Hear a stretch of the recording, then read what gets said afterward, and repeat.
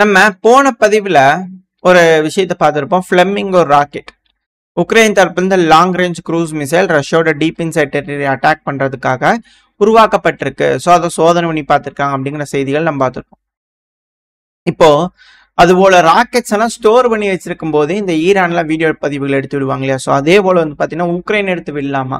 ஏன்னா உக்ரைன் வந்து பாத்தீங்கன்னா எப்ப பாரு இந்த மீடியாவை கவரணும் அப்படிங்கிற வேலையில அதிக அளவுல ஈடுபடுவாங்க. ஏன்னா இந்த அஃபென்சிவ் ஆபரேஷன் அப்போ கூட உசு வீடியோ போட்டு வந்தவங்க தான். அதாவது இந்த ஜாப்ரோசியா பகுதியில கொடையலாமா, இந்த சொரோவிக்கி லைனை போய் அடிக்கலாமா அப்படிங்கிற ஒரு அஃபென்சிவ் ஆபரேஷன் எடுத்திருந்தாங்க. அதெல்லாம் மிக பெருமளவில் தோல்வி அடைஞ்சிருந்தது. அது இந்த ஜெர்மனோட டேங்க் லெப்பர்ட் டேங்க்ல வந்து அப்படியே பறந்தது இல்லை. டரட்லாம் அப்படியே வந்து விண்ணை தொட்ட டரட் அப்படிங்கிறது போலாம் பார்த்துருப்போம். அந்த டைம்ல வந்து உசு வீடியோ போட்டு வந்த மாதிரி தான் தொடர்ச்சியா செய்யறதா. இது போல போட்டு போட்டு எப்ப பார் சிக்கிறாங்க உக்ரைன்.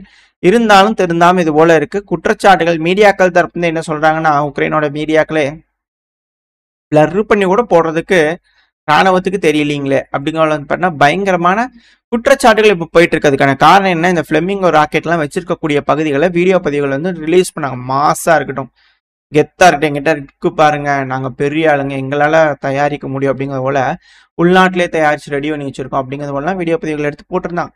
இப்போ உடனே உக்ரைன்ல இருக்கக்கூடிய மக்கள்லாம் இருப்பாங்க இல்லையா? எனக்கு என்ன டவுட்னா, ஒரு நாட்டுல உளவாளிகள் இருக்கலாம், ஆனா ஒரு நாடே ரஷ்யாவுக்கு உளவாளிகளா மாறிடுச்சுன்னா அது உக்ரைனா அப்படிங்கிற சந்தேகங்களுக்கு.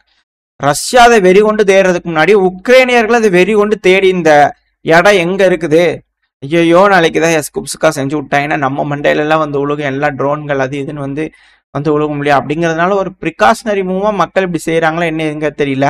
பட் ஆனா இந்த வீடியோல பாருங்களேன், இருக்கக்கூடிய பில்லரு எந்த மாதிரி போயிருக்கு, அந்த பில்லர்ல என்ன மாதிரியான அமைப்புகள் இருக்கு, அதே அமைப்பு பாருங்க. இது போல உக்ரைன்ல ஒரு வேர் ஹவுஸ், கேபிட்டல் கீவ்ல ஒரு வேர் ஹவுஸ் இருக்குது. எல்லாம் பர்ஃபெக்டா மேட்ச் ஆகுது. இதுதாங்க லொகேஷன். இந்த ராக்கெட் பறந்தது தெரியுங்களா? சோதனை பண்ணி பார்த்தாங்க தெரியுமா? அதுவும் உக்ரைனோட கேபிட்டலான கீவ்ல தான் தலைவர். பாருங்க இந்த இடத்துல பறந்துட்டு இருக்குது, குண்டை போடுங்க முதல்லைங்க அப்படிங்கிறது போல உளவு தகவல்களை ஓப்பன்லயே ஷேர் பண்ண ஆரம்பிச்சிட்டாங்க. ஸோ ரஷ்யாவுக்கு வந்து பண்ணா ரொம்ப எளிதா போச்சு. அந்த வேர் ஹவுஸ் வந்து பண்ணா துவம்சம் பண்ணி விட்டுக்கிறாங்க அப்படிங்கிற செய்திகள் வந்துட்டு இருக்கு. அதாவது உக்ரைனோட கேபிட்டலான கீவ்ல பல வேர் ஹவுசஸ் இருக்கு. அந்த வேர் ஹவுசஸ்ல எல்லாம் வந்து பண்ண இது போல அதிக அளவுல ஆயுதங்களை தேக்கி வச்சுக்கிறாங்க. ஸோ தேக்கி வச்சுக்கிற பகுதிகளை இது போல உளவு தகவலை மக்களே தேடி தேடி எடுத்து இது போல இந்த பகுதி தான் அந்த பகுதி தான் தெரிஞ்சு ரஷ்யாட்ட கொடுக்க ரஷ்யாவுக்கு சௌரியமா இருக்கு. ஸோ அதனாலதான் அதிகப்படியான தாக்குதல்ல இழப்புகள், ரெண்டாவது பெருமளவுல வெடி விபத்துகள் இதெல்லாம் நடக்கிறதுக்கான காரணம் துல்லியமா வேர் ஹவுஸ்ல அடிக்கிறதுனால.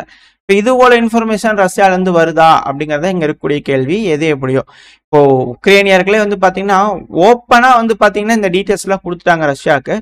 இது உக்ரைனுக்கு மேலும் பின்னடைவுகளை ஏற்படுத்த எந்த ஒரு மாற்றம் இல்லை. அது மட்டும் இல்லாம இந்த வேர் ஹவுஸ் உக்ரைன் பாருங்க நேக்கா இந்த வேர் ஹவுஸ் இருக்கு இல்லையா, இந்த வேர் ஹவுஸ் வந்து எம்டியா இருக்குது அப்படிங்கிறது போல ஓப்பன் எடுத்து எல்லாம் காலியா இருக்கும்போது பிக்சர்ல எடுத்து இதை ரெண்ட்டுக்கு கொடுக்குறோம், லீஸு கொடுக்குறோம் அப்படிங்கிறத வந்து பாத்தீங்கன்னா விளம்பரம் வேற போட்டு வச்சுக்கிறாங்க.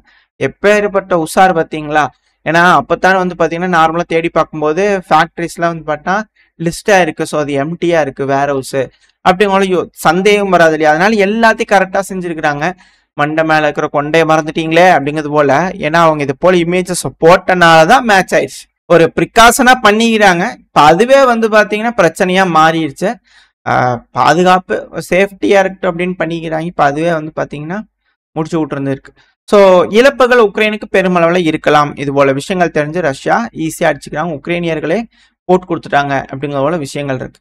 அடுத்து வந்து பாத்தீங்கன்னா உக்ரைனோட கேபிட்டலான கீவ்ல மிக முக்கியமான ஒரு நபர் வந்திருக்கிறார். அதாவது மார்க் ரூத்தி அவர்கள் வந்திருக்கிறார், பேசிக்கிறாரு, ஆளை தழுவி இருக்கிறார், பேட்டி கொடுத்துக்கிறாங்க. பத்திரிகையாளர் சந்திப்பப்போ சில முக்கியமான விஷயங்கள் எடுத்துக்கிறாங்க. ஒண்ணுமே இல்லை, இந்த நேட்டோவோட இணைஞ்சு உக்ரைனுக்கு உதவிகள் வருமா, இல்ல நேட்டோ போல உதவிகள் செக்யூரிட்டி கேரண்டி உக்ரைனுக்கு வருமா, இது போல பல விஷயங்கள் இருக்கு. அதாவது மார்க் ரூத்தி அவர்கள் அப்படியே பாலிஷ்டா பேசுறது இல்லை. என்னன்னா நேட்டோவோட இது உக்ரைனுக்கு வராது, நேட்டோ மாதிரி ஆர்டிகல் 5ங்கிற மாதிரியான ஒரு செக்யூரிட்டி கேரண்டி உக்ரைனுக்கு வரும், அவ்வளவுதான் இதுல இருக்கக்கூடிய விஷயம்.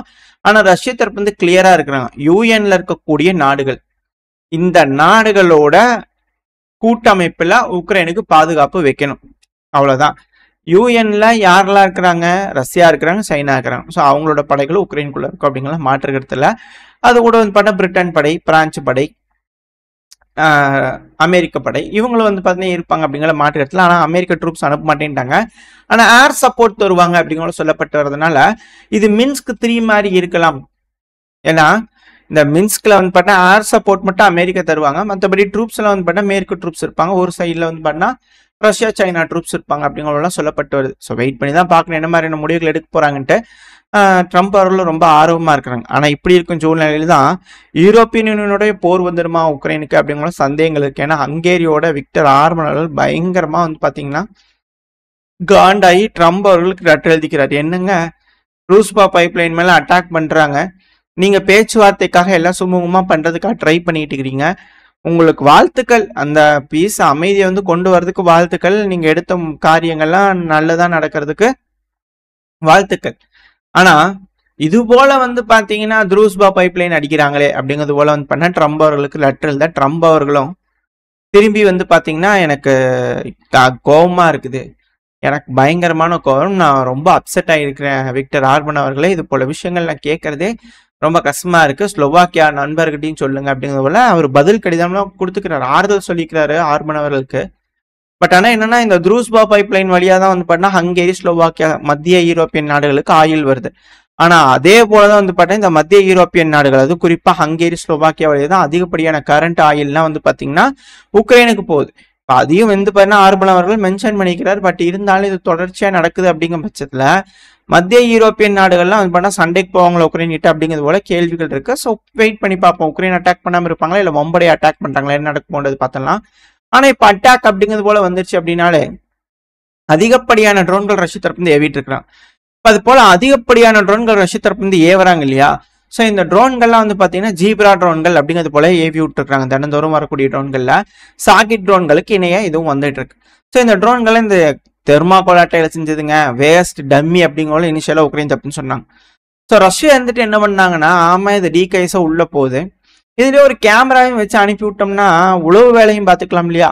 ஸோ போகக்கூடிய பகுதிகளில் அடிக்கக்கூடிய தாக்குதலாம் கரெக்டாக நடந்திருக்கா, அப்புறம் போற இடம் கரெக்டு தானா அப்படிங்கிற பல விஷயங்கள் வந்து பார்த்தா உளவு தகவல் சேமிச்சுக்கலாம். ஸோ ரிகானிசன் பர்பஸ்க்காக யூஸ் பண்ணலாம் பண்ணிட்டு இருந்தாங்க. இப்போ இதுவே நம்ம காமிகாசி ட்ரோனும் மாற்றிட்டே என்ன அப்படிங்கிறதோட இதுலயே பேலோடையும் வச்சு அமுச்சு விட்றாங்களாமா. இப்போ அது போல ஒரு ட்ரோனை நாங்கள் கண்டெடுத்துக்கிறோம் அப்படிங்கிறதோட உக்ரைனோட ரேடியோ இன்டெலிஜென்ஸோட ஹெட் ஷெர்கி பேர் கொஞ்சம் இல்லை. ஸோ அவர் தரப்புல இருந்து வந்து பார்த்தீங்கன்னா இது போல ஒரு செய்திகள் வந்துகிட்டு இருக்கு, நாங்கள் பிடிச்சிருக்கிறோம் அப்படிங்கிறது போல. அதாவது தொழில்நுட்ப வளர்ச்சி அப்படிங்கிறது இரு தரப்புலையும் அடுத்த வளர்ச்சி நோக்கி போயிட்டு இருக்காங்க, எந்த ஒரு மாற்றமும் இல்லை. போர் அப்படிங்கிறது வந்து பார்த்தீங்கன்னா சூடு பிடிச்சிருக்கே தவிர அது அமைதியை நோக்கி போற மாதிரியான எந்த ஒரு சமிகைக்குமே தெரியல. அதாவது அமெரிக்கா மட்டும் பேக் ஸ்டெப் எடுப்பாங்களா அப்படிங்கிறது மட்டும்தான் இருக்கு. ஏன்னா இப்போ மார்க் ரூத்தே அவர்கள் சொல்லக்கூடிய ஸ்டேட்மெண்ட், ஜெலன்ஸ்கி அவர்கள் சொல்லக்கூடிய ஸ்டேட்மெண்ட்லாம் நேர் எதிராக இருக்கு. ஏன்னா இவங்களாம் என்ன சொல்லிக்கிறாங்க, எங்களுக்கு நாட்டோ மாதிரியான ஒரு செக்யூரிட்டி வேணும் அப்படின்னு சொல்லிக்கிறாங்க. ரெண்டாவது போலாண்டு வார்சான்னு சொல்லியிருப்பாங்க, போலாண்டோட கேபிட்டல். ஸோ போலாண்டில் வந்து பண்ண ஒரு ட்ரோன் ரஷ்யா வந்து உக்ரைன் அடிக்கிறதுக்காக ஏவிடும் போது ஒரு ட்ரோன் வந்து பார்த்தீங்கன்னா அந்த சைடு விழுந்துருச்சு, போலாண்டுக்குள்ளே வந்துருச்சு. அதை பற்றி நான் பேசிக்கிறேன், இப்போதைக்கு யாருக்கு எந்த பிரச்சனையும் இல்லை. ஆனால் நாங்கள் உறுதுணையாக இருப்போம், செக்யூரிட்டி கேரண்டி கொடுப்போம்னு ரூத்தி அவர்கள் வந்து பண்ண உறுதித்தன்மையை காமிச்சிட்டு போய்க்கிறார். ஜெலன்ஸ்கி அவர்கள்ட்ட பேசி மீட்டிங்லாம் முடிஞ்சிருக்கு, பத்திரிகை சந்திப்பப்போ இது போல பல விஷயங்கள் பேசியிருக்காங்க. ஆனால் அதுக்கு நேர் எதிராக வந்து பார்த்தீங்கன்னா ரஷ்யாவோட ஃபாரின் மினிஸ்டரான ஷெர்கி லாவ்ரோவ் தரப்பு ஸ்டேட்மெண்ட் வருது. அவர் என்ன சொல்லிக்கிறார் அப்படின்னா, அதாவதுங்க செக்யூரிட்டி அக்ரிமெண்ட் அப்படிங்கிறது ரஷ்யா அல்லாத விஷயங்கள் நடக்கிறதுக்கு வாய்ப்பு இல்லை. ஏன்னா சில விஷயங்களை பேசணும், பாயிண்ட்ஸ் இருக்கு, எல்லாம் இருக்கு, சில விஷயங்களுக்கு நாங்களும் ஃபிளெக்சிபிளா இருக்கோன்றத உறுதித்தன்மை கொடுத்துருக்கணும் தான். ட்ரம்ப்கிட்ட பேசும்போது நாங்களும் சில எங்களோட டேர்ம்ஸ்லயும் ஃபிளெக்சிபிளா இருக்கணும் உறுதித்தன்மை கொடுத்தோம் தான். ஆனா அது எதையுமே ஜெலன்ஸ்கி அவர்கள் ஒத்துக்கவே இல்லை. அமெரிக்கால போய் பேசும்போது எல்லாத்தையும் ரிஜெக்ட் பண்ணிட்டாரு. அப்புறம் என்ன, இப்ப வரைக்கும் ஜெலன்ஸ்கி அவர்கள் மீட்டிங்கும் புட்டின் அவர்கள் மீட்டிங்கும் கன்ஃபார்மே பண்ணப்படலை. அதுக்கு முன்னாடி டேர்ம்ஸ் எல்லாம் நாங்க பேசினதை அவங்க ஒத்துக்கிட்டா தானே ஆகும் அப்படிங்கிற என்பிசி இன்டர்வியூல லாவ்ரோவ் அவர்கள் கிளியரா பேசியிருக்காரு. ஆனா இதே ஜெலன்ஸ்கி அவர்கள் என்ன சொல்றாருன்னா, புட்டின் அவர்களும் ஜெலன்ஸ்கி அவர்களும் பேசுறதுக்கு, அதாவது அவரும் புட்டின் அவர்களும் பேசுறதுக்கான வேலைகளை ரஷ்ய தரப்பு வந்து தடை பண்றாங்களாம். இப்ப புட்டின் அவர்கள் நல்லவரா மாறிட்டார், ரஷ்யா மட்டும் இப்ப இதா இருக்கு, என்னென்ன பேசுறாங்க பாருங்களே அப்படிங்கிறது போல இருக்கு. பட் ஆனா இது போல பல விஷயங்கள் நடந்துகிட்டு இருக்கு. இது உக்ரைனுக்குள்ள வந்து பாத்தீங்கன்னா போரோட முடிவை நோக்கி போயிட்டு இருக்கா, இல்ல பிரச்சனை எஸ்கலேஷன் ஆகிறதுக்கான ஒரு புள்ளியா அப்படிங்கிற கேள்விகள் இருக்கு. ஏன்னா இருதரப்பையும் அதிகபட்சமான ஆயுதங்கள் ரெடி பண்ணிக்கிறாங்க, அட்டாக்ஸ் வீரியமா இருக்கு. ஸோ இந்த டைம்ல இது போல வந்து பண்ணா ட்ரம்ப் அவர்கள் பேச்சுவார்த்தை மூலியமா முடிக்கணும்னு நினைக்கிறாரு. ஆனா இது எஸ்கலேட் ஆகிட்டே இருக்கிறதுனால தான் சந்தேகங்கள் வலுப்பெற்றுக்கிட்டே இருக்கு. ஸோ வெயிட் பண்ணி பார்ப்போம் என்ன மாதிரியான முடிவுகள் எட்டப்படுதுன்னு. தலைவர்கள் என்ன மாதிரியான செய்திகள் சொல்ல போறாங்க, ஏதாவது முடிவுகள் எட்டப்பட்டுச்சுன்னா அடுத்தது பயில பார்க்க ஆரம்பிக்கலாம். ஓரளவுக்கான தகவல்கள் இந்த பயில பார்த்துருப்போம்னு நினைக்கிறேன். இதோட இந்த பதிவு நான் முடிச்சுக்கலாம். இந்த பதிவு எப்படின்னு உங்களுக்கு பிடிச்சிருக்கா லைக் பண்ணுங்க, உங்க ஃப்ரெண்ட்ஸ் நம்மளோட ஷேர் பண்ணிக்கோங்க. அது கூடவே மறக்காம நம்ம சேனல் சப்ஸ்கிரைப் பண்ணலாம், மறக்காம சப்ஸ்கிரைப் பண்ணி வச்சுக்கோங்க. இந்த பதிவு நல்லா இருக்கும் நம்பிக்கையில் அடுத்த பேர் உங்களை சந்திக்கிற. Stay safe, by.